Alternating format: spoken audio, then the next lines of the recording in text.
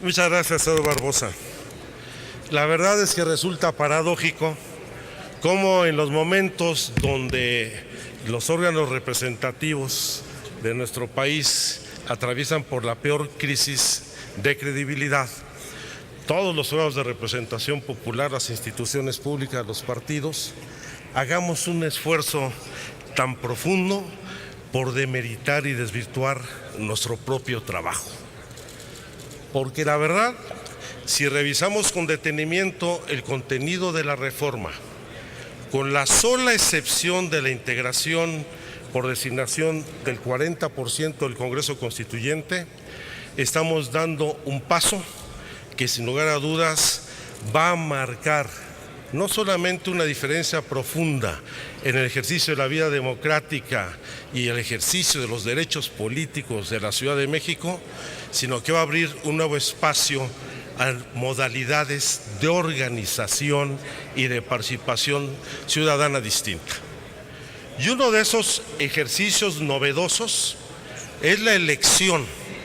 del 60% del constituyente a partir de una lista de una sola circunscripción, lo cual es propio de muchos sistemas parlamentarios en el país. Es el caso de España, es el caso de Italia, es el caso de otros países donde en el régimen parlamentario la lista define la composición de los órganos legislativos y eso no demerita su origen y legitimidad democrática. Y lamentablemente, como lo advertí desde mi primera intervención, seguimos regresando a la vieja discusión que tiene ya más de un siglo en esta lógica de que la Ciudad de México es el fiel reflejo del centralismo, cuando no se quiere entender que el centralismo no está en el gobierno de la Ciudad de México, sino que el centralismo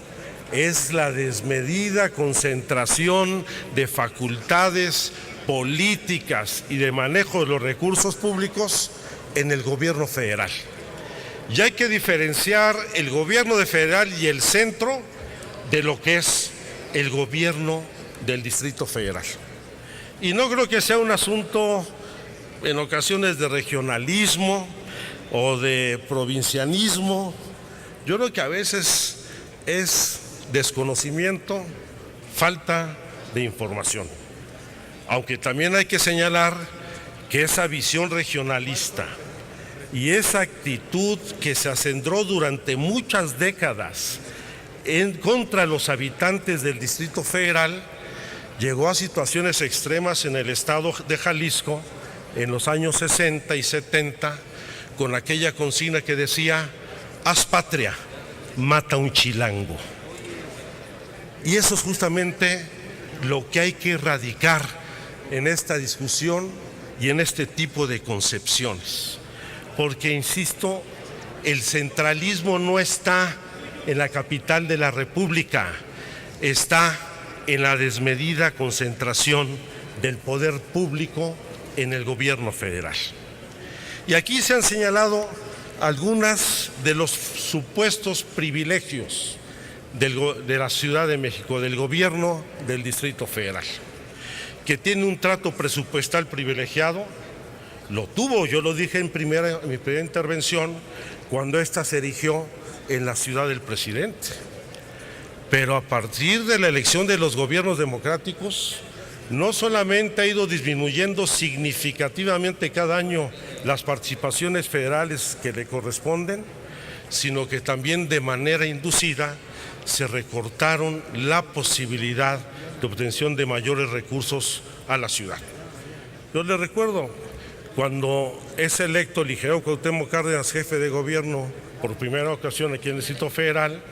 se hereda una deuda de 18,000 millones de pesos de los gobiernos del PRI, del Departamento del Distrito Federal, que tuvo que asumir el gobierno de la Ciudad de México. En ese año y los subsiguientes, el gobierno federal nunca pagó los 1,800 millones de impuestos sobre la nómina que debió haber enterado a la ciudad, y a la fecha no lo hace. e incluso en 1998 en la Cámara de Diputados no se autorizó el techo de endeudamiento de la ciudad. Y se habla de favorecer a la Ciudad de México con el subsidio a la educación y a los servicios de salud. Yo quiero recordarles que en el convenio, el proceso de descentralización educativa, lo que se acordó fue no solamente descentralizar la administración de los servicios educativos a los estados, sino los recursos económicos de la federación para asumir esos gastos, lo que no sucedió. Al Distrito Federal, en el momento de la descentralización educativa, se le recortaron 14,000 millones de pesos de participaciones, supuestamente para sufragar el costo que implicaría la descentralización a los otros estados de la República. Y lo que sucedió es que el gobierno federal no cumplió con la obligación de entregar las participaciones que le correspondían más que en el primer año. Y hoy están en el colmo del absurdo, porque hoy en los estados ni administran los servicios educativos federales, ni inciden en los planes y programas de estudio, ni inciden en la contratación, en las condiciones generales de trabajo que les impone el gobierno federal a los maestros, ni inciden en el ingreso, promoción y permanencia de los maestros a partir de la creación de la reforma educativa y el Instituto de Evaluación Educativa, y ni siquiera pagan la nómina, ni definen las comisiones de los maestros en su estado. Aquí la discusión debería ser al revés. Lo que deberían de plantearse hoy los estados de la República es regresarle al gobierno federal los servicios educativos, porque solamente descentralizaron la administración del conflicto y no administraron la prestación de los servicios educativos. Y eso es lo que hay que discutir en serio, porque además nunca quisieron descentralizar los servicios educativos al Distrito Federal, primero porque establecieron como condición en el convenio de descentralización que hubiera acuerdo con el Sindicato Nacional de Trabajadores de la Educación, y por supuesto porque no solamente el CENTE quería conservar el control sobre los maestros del Distrito Federal y una subsecretaría de Educación Pública en el ámbito federal, sino porque sabían la enorme fuerza que implicaría darle a la izquierda el poder incidir en los planes y programas de estudio y en el desarrollo de la educación en la Ciudad de México, porque incluso es tal es la relación negativa con el gobierno federal que teniendo una ley